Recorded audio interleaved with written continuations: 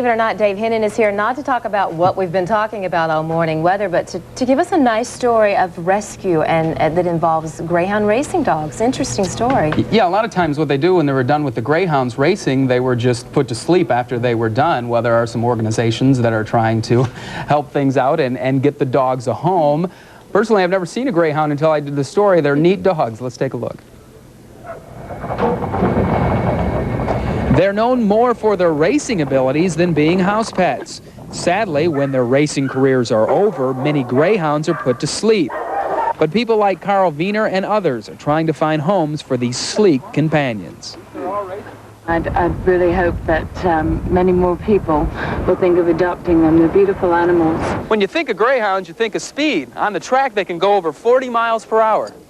You see that? You better slow down. It's difficult to find Greyhound puppies for pets because they are bred for racing.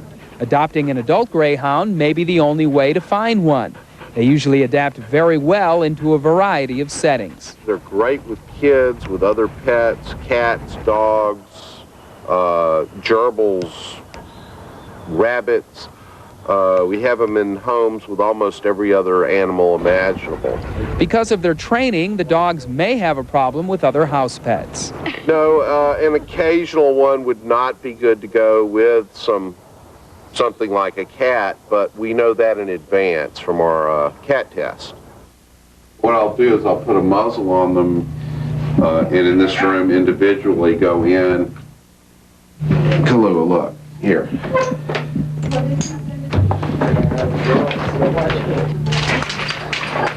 You might as well, if you have a cat, just not take this one home. Let this one go to a non-cat home. You don't even want to look at Kahlua, do you? 90% of the dogs pass the cat test. And we have 2 cats now, and they just get along great. Sometimes, like, the cat will just, like, walk up to her and she'll run off because she's more afraid of the cats than they are of her. I would classify them couch potatoes. It's very difficult to get them to react to anything, really. They don't bark, certainly don't bite, and they're just incredible to watch running.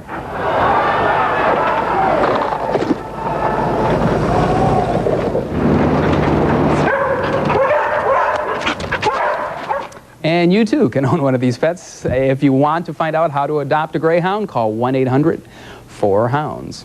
We want to show you something here while we were out there shooting this story. Something kind of funny happened. You know, these things are used to chasing windscreens. They changed. It's another cat. Yeah, I thought it was one of those bunnies that it chases around the cat. Of course, you always have fun stuff like this happen with her.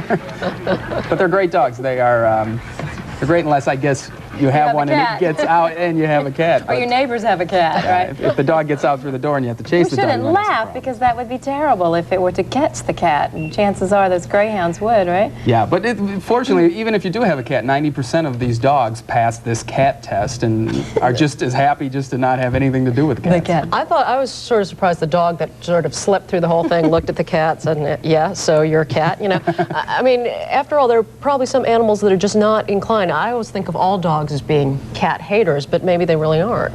No, exactly. I think, you know, I go into animal psychology or anything, but these dogs spend their life chasing around these rabbits, and they're out for retirement, maybe, and they can just sit and relax. Well, perhaps the cat is safe as long as it doesn't run, and then the instinct is to chase, right? Yeah, I think that does have a lot to do with it. While we were out there, I threw a stick and got it back rather quickly. Dave, thanks very much for telling us the story of the Greyhounds. Appreciate it.